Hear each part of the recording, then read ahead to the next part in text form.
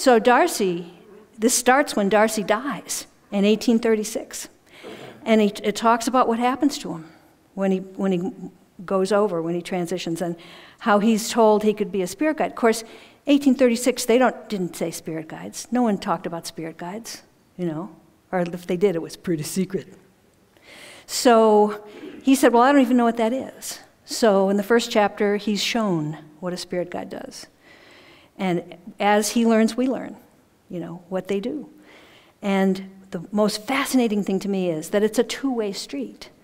If you are working with your guide and paying attention, and it doesn't mean you always have to do everything your guide says. You can question your guide. You can say, well, I think this or I think that, but your guide will continually try to keep you on the right path. And if you ignore them, I mean, there's an example in here of somebody who's just in deep depression, completely ignoring the guide. The guide is trying to reach out and give compassion and love, and as the guide's energy shrinks, as the person ignores him. So it's a two-way street. The more we work with our guides, the stronger and more vibrant they become.